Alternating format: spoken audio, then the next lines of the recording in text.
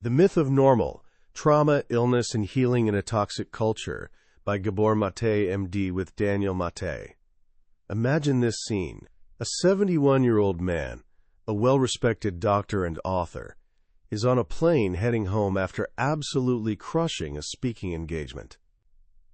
He's been bumped up to business class, the crowd ate up every word he said, and he's basking in that delicious feeling of nailing it. As the plane drops toward the stunning Vancouver skyline, his phone buzzes.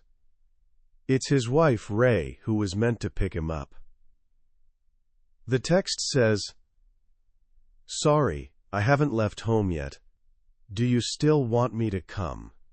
So what would a mature, successful, accomplished 71-year-old do? Probably feel a little disappointed, then shoot back something like, "No problem at all, I'll just grab a cab. See you soon, love." Yeah, that's not what went down. In a heartbeat, that warm satisfaction evaporated, replaced by ice-cold fury. He went rigid in his seat. "Never mind," he snapped into his phone. For the next 24 hours, he could barely look his wife in the eye. When she tried talking to him, she got nothing but flat, one-word responses. His face was locked in a mask of tension. So what's really happening here? Is this how a wise elder behaves? Or is something deeper and darker at play? That man was Dr. Gabor MatA himself, the very author of the book we're exploring today. And in that moment, as he openly admits, there wasn't much of grown-up Gabor running the show. Most of him was trapped in the distant past, catapulted back to the very beginning of his life. This isn't just about someone having a rough day. It's about a hidden force that shapes our lives, our health, and our society in ways we almost never recognize. Today, we're jumping into a book that's been called a magnum opus, a work that challenges everything we think of as normal. It's called The Myth of Normal, Trauma, Illness, and Healing in a Toxic Culture. This isn't just a summary. It's an invitation to peek under the hood of your own life and the society we're all swimming in. By the time we're done here, you'll grasp a profound secret. Many of our deepest struggles, our anxieties, our chronic illnesses, our addictions, aren't personal failures. They're not proof that you're broken. Instead, they might just be perfectly reasonable responses to an abnormal, toxic culture. And even better, you'll discover a pathway back to what the author calls wholeness, a way to heal that starts with one simple, radical move, questioning everything we've been taught to accept as normal. Let's kick things off with a puzzle that sits right at the heart of our modern world. We're living in the most health-obsessed society in human history. We've got multi-billion-dollar industries dedicated to wellness, all promising to help us eat cleaner, live longer, and feel happier. And yet, somehow, our collective health keeps getting worse. Chronic diseases are exploding. Mental illness and addiction are everywhere. In the United States, literally the wealthiest country in history, 60% of adults are dealing with a chronic illness like diabetes or high blood pressure. How does that even make sense? Gabor MatA, after spending decades as a physician, delivering babies on one side and caring for dying patients on the other, came to a startling realization.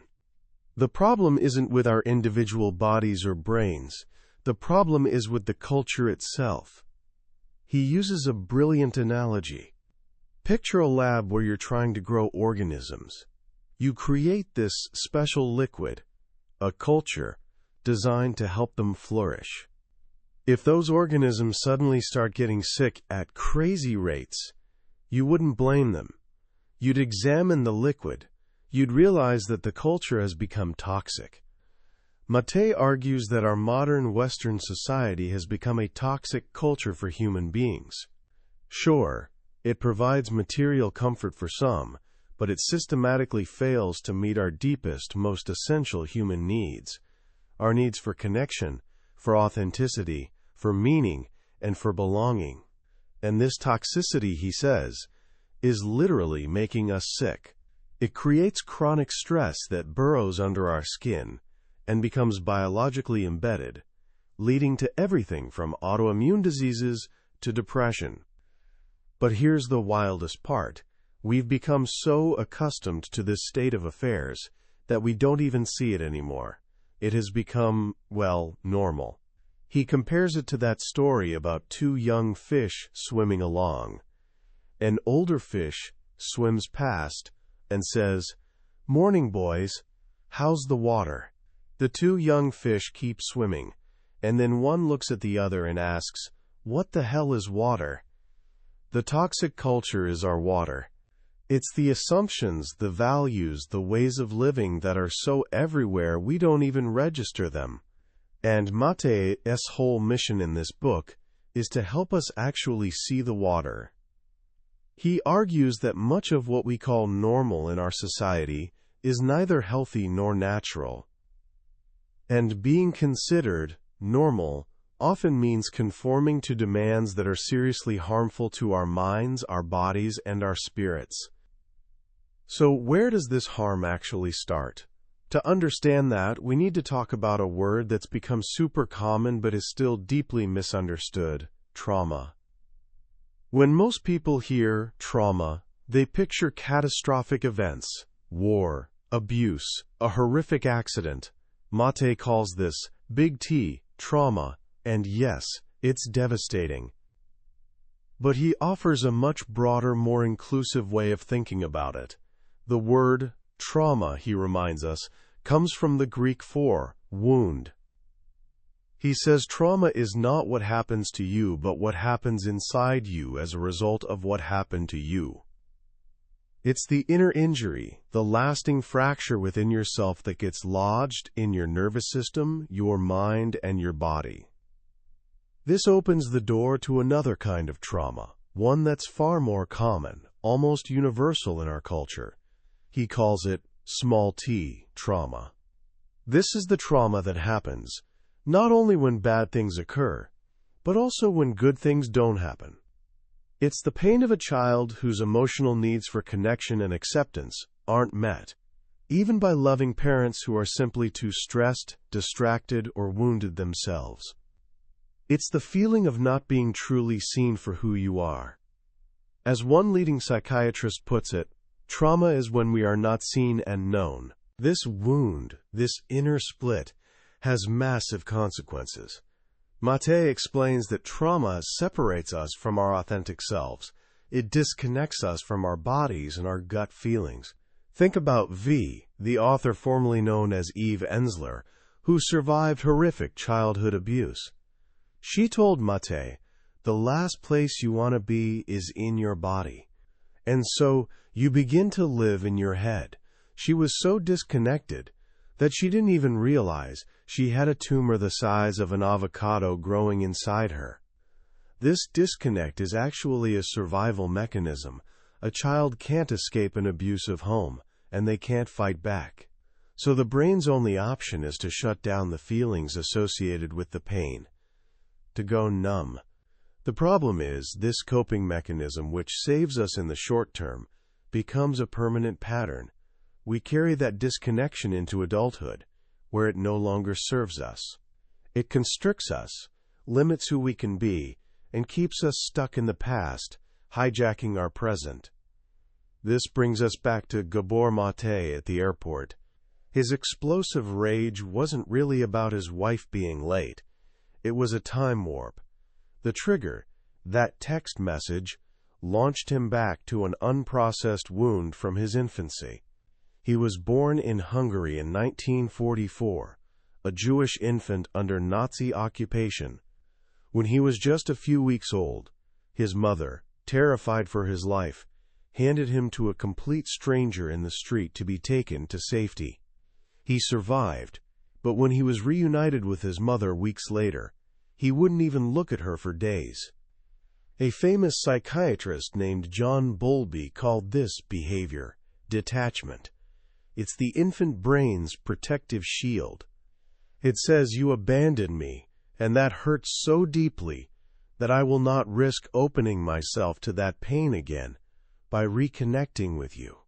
That deep pre-verbal wound, that tyranny of the past, as another expert calls it, got hardwired into his nervous system.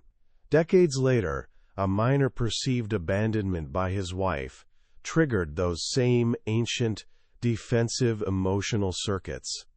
The rational, adult parts of his brain just went offline. This is the legacy of trauma. It steals what one psychologist called response flexibility, the freedom to pause between something happening and our response, and to actually choose how we want to react. Instead, we get locked into automatic defensive patterns. So how does this fundamental wound, this split from our authentic selves, get created in the first place? MatA argues that it comes from a heartbreaking conflict between two of our most essential, non-negotiable human needs: the need for attachment and the need for authenticity. Attachment is our deep biological drive for closeness and connection with others. For a human infant, who's literally the most helpless and dependent creature on the planet, attachment to a caregiver isn't a nice-to-have. It's life or death. Our brains are hardwired to do whatever it takes to keep that bond intact. Authenticity, on the other hand, is being true to yourself. It's the ability to know what you feel deep down and to honor those feelings. This isn't just some fluffy self-help concept, it's also a survival instinct. If our ancestors ignored their gut feeling that a predator was lurking, they wouldn't have lasted long. Here's the heartbreaking dilemma. What happens when a child's environment sends the message that being authentic, expressing their true feelings, especially feelings like anger or sadness, threatens their attachment to their caregivers? A parent, stressed and overwhelmed, might snap, "Stop crying right now," or "Good children don't get angry." The child hears an unspoken threat. If you show these feelings, you risk losing my love and connection. In that moment, a choice has to be made. And for a child, it's really no choice at all. Attachment will always win. Survival comes first. So bit by bit, we learn to sacrifice our authenticity to preserve our attachment. We bury our real feelings, disconnect from our gut, and trade in our true selves for an acceptable version, a personality that's more pleasing to others. We develop what MatA calls habits of personality, things like being a chronic people pleaser, being unable to say no, taking responsibility for everyone else's feelings, and smothering our own healthy anger. Sound familiar? In our culture, these traits often aren't seen as problems. We praise the person who's always there for everyone, who never complains, who puts everyone else first. But MatA warns that these self-denying patterns, which start as survival adaptations in childhood, become a major source of stress in adulthood. This chronic hidden stress takes a brutal toll on our bodies. And this is where we start to see the direct connection between our emotional lives and our physical health. For centuries, Western medicine has run on a flawed assumption, the idea that the mind and the body are separate things. If you've got a physical illness, you see a medical doctor. If you've got an emotional problem, you see a psychiatrist. But a new science called psychoneuroimmunology is proving what ancient wisdom has always known. You cannot separate the mind from the body. They're a single, unified system. The word MatA uses is the body-mind. What you think, what you feel, and what you believe has a powerful direct impact on your nervous system, your hormones, and your immune system. Chronic emotional stress, especially the stress of suppressing your authentic self, can create real, physical changes in your body. It can trigger inflammation, weaken your immune defenses, jack up your stress hormones, and mess with how your cells function. This isn't just theory. The evidence is absolutely overwhelming. Take autoimmune diseases, conditions where the body's immune system mistakenly attacks itself. We're talking rheumatoid arthritis, lupus, multiple sclerosis. A staggering 70 to 80% of people suffering from these conditions are women. Is that just random? MatA says absolutely not. In our patriarchal culture, women are often conditioned to be the emotional shock absorbers of society.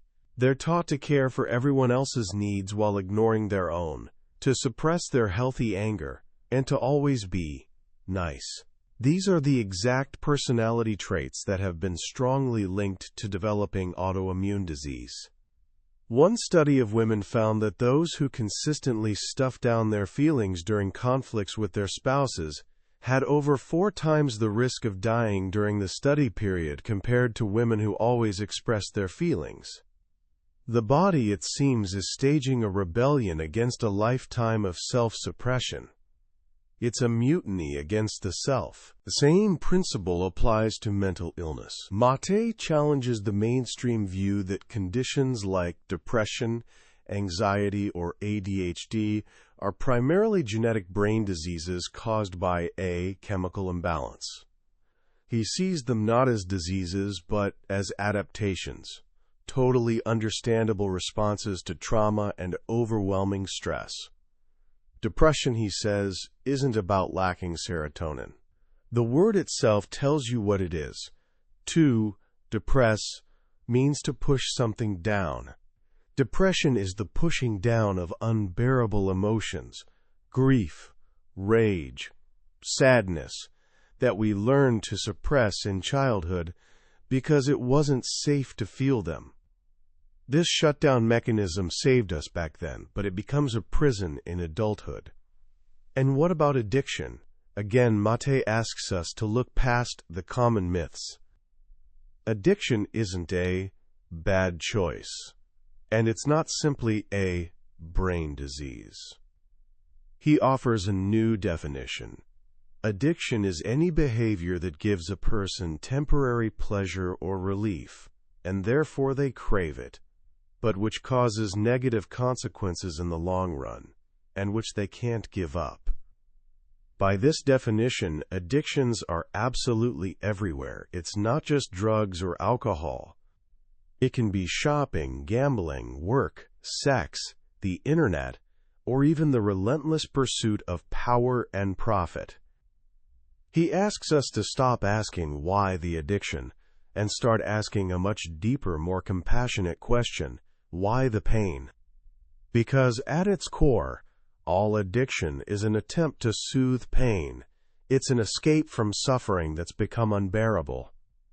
It's a desperate attempt to find the connection, the warmth, the peace, or the sense of self-worth that was missing in a person's life.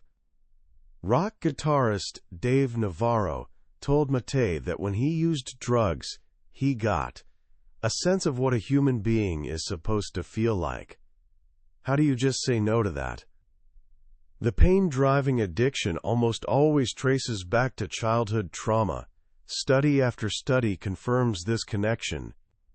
One massive study, the Adverse Childhood Experiences, or ACE study, found that the more traumatic experiences a child faced, things like abuse, neglect, or growing up in a home with addiction or mental illness, the dramatically higher their risk for addiction in adulthood. An adult with a score of 6 or more adverse experiences had a risk of intravenous drug use that was 600% higher than someone with no such experiences. When we look at illness, addiction, and mental distress through this lens, not as individual pathologies but as adaptations to a traumatizing culture, everything shifts. MatA argues that these afflictions aren't some cruel twist of fate, but an expected and normal consequence of abnormal, unnatural circumstances. The struggling bodies and minds among us aren't broken. They're like canaries in a coal mine, sounding an alarm that something is deeply wrong with the environment. They are, in a strange way, the sane ones. As poet Emily Dickinson wrote, much madness is divinest sense / to a discerning eye. And what exactly is that environment? MatA widens the lens one last time to examine the toxicities of our culture as a whole. He points to the relentless stress created by modern capitalism, the uncertainty, the inequality, the loss of control that so many people experience. He talks about the profound disconnection that defines our society. Disconnection from ourselves, from each other, from nature, and from any sense of meaning and purpose. We live, he says, in a state of social dislocation, where our vital human need for belonging and community has been replaced by a hyper-individualistic, competitive, and materialistic worldview. This culture of disconnection starves the human spirit. It creates an inner emptiness that we then try to fill with consumption, with status, with anything offering a temporary fix. Corporations, he argues, have become masters at exploiting this emptiness, designing products, from junk food to social media apps, that are deliberately engineered to be addictive, to hijack our brain's pleasure and reward circuits. They're acting, in his words, with the strategic logic of sociopaths. As one endocrinologist told him, it's not that they want you to die.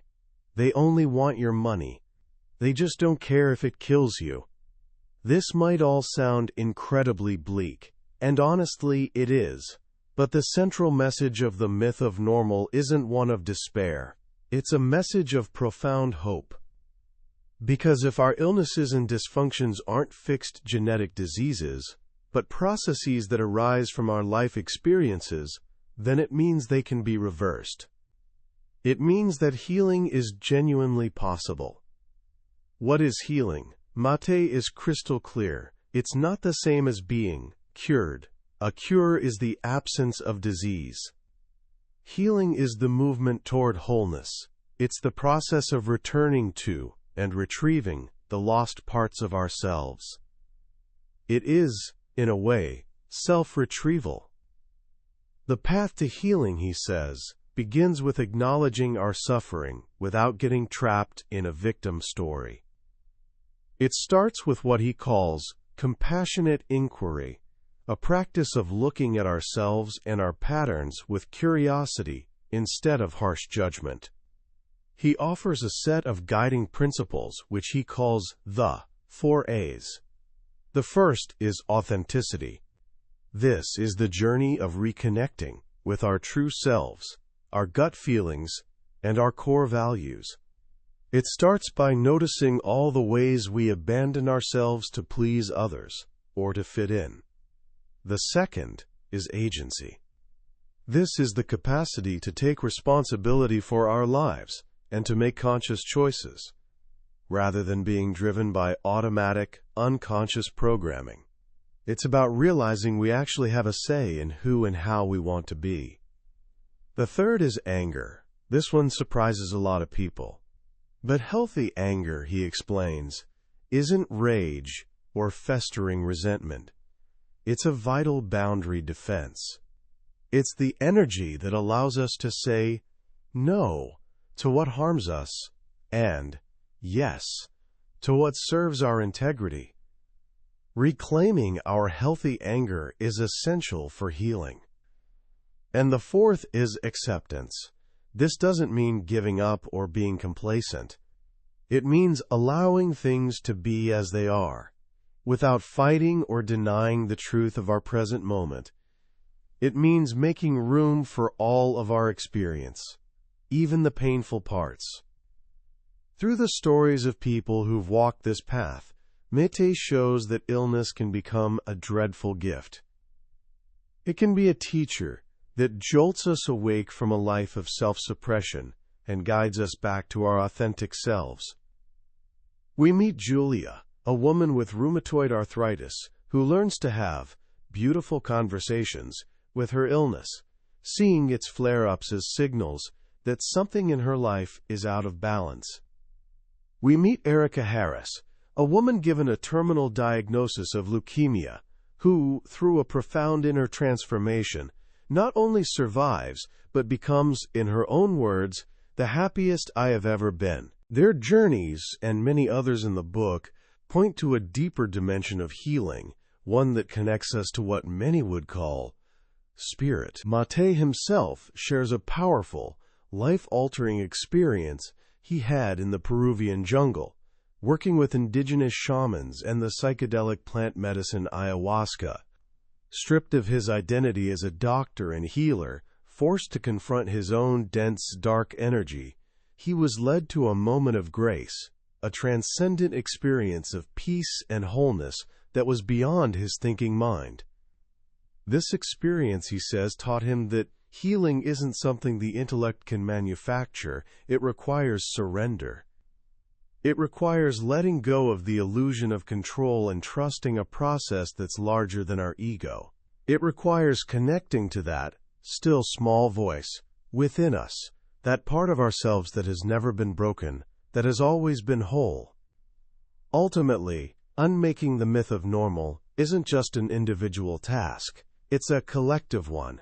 A trauma-conscious society would look radically different. Our medical system would recognize the unity of mind and body. Our legal system would understand that crime often stems from trauma and would focus on healing rather than punishment. Our schools would prioritize emotional well-being as much as academic achievement. We would, as a culture, finally start to provide the conditions that allow human beings to actually thrive.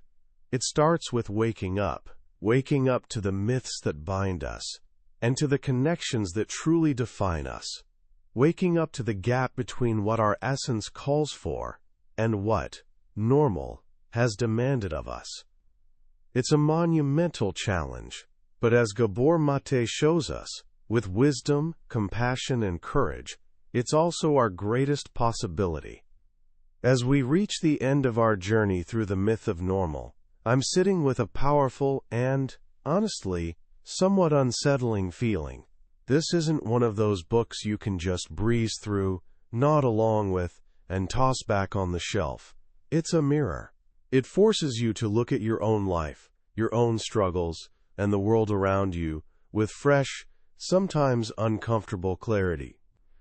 The most profound lesson for me is the complete reframing of suffering. Our culture teaches us to see pain, whether it's physical illness, depression, or addiction, as an enemy to be crushed. It's a flaw, a weakness, something to be fixed, medicated, or hidden away.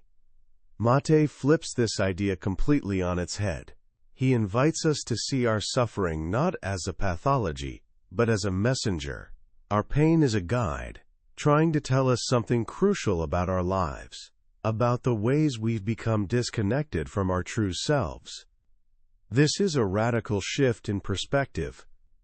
It means that the parts of ourselves we're most ashamed of, the struggles we desperately try to hide, might actually hold the key to our healing.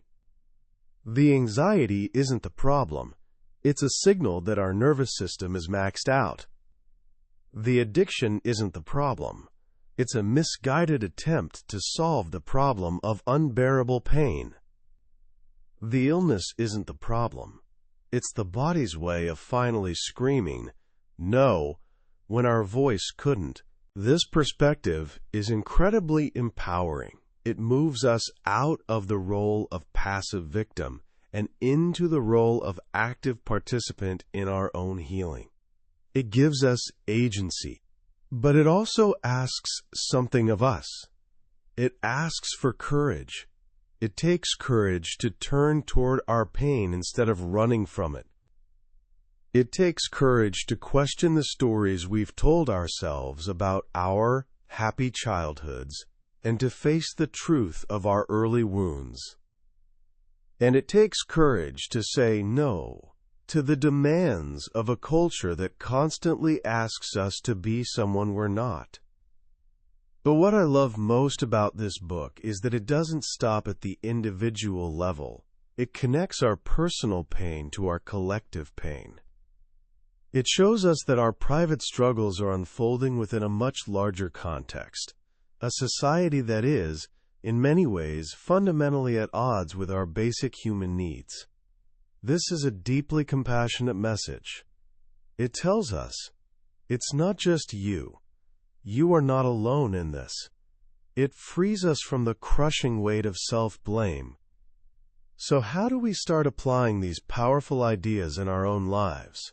It can feel overwhelming, but as they say, every journey begins with a single step. Here are a few simple, practical places to start. First, practice the art of the compassionate no.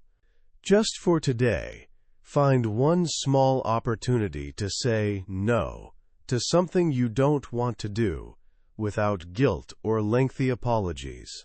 It could be declining an invitation, turning down an extra task at work, or simply saying, I need some time for myself.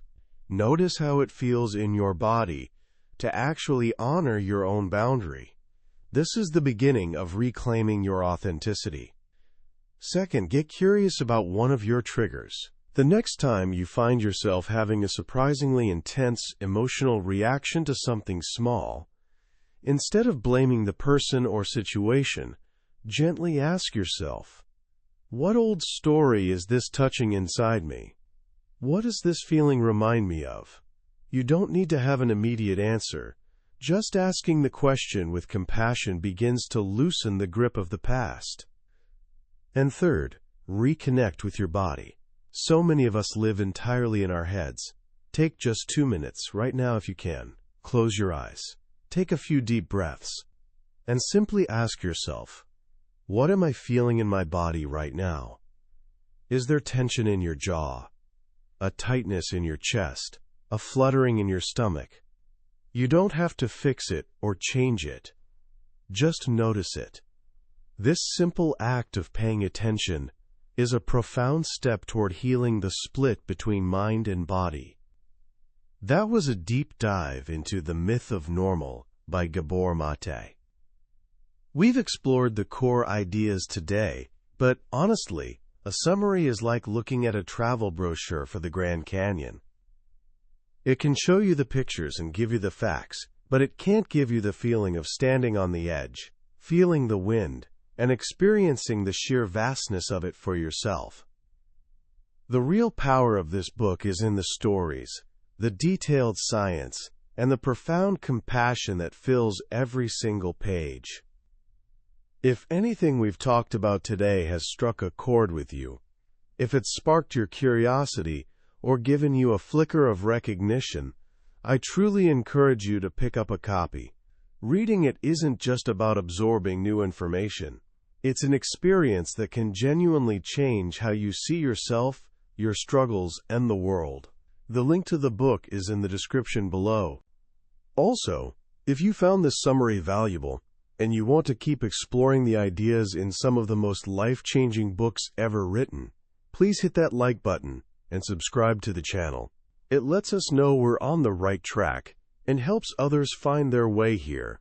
Let's keep questioning, keep learning, and keep growing together.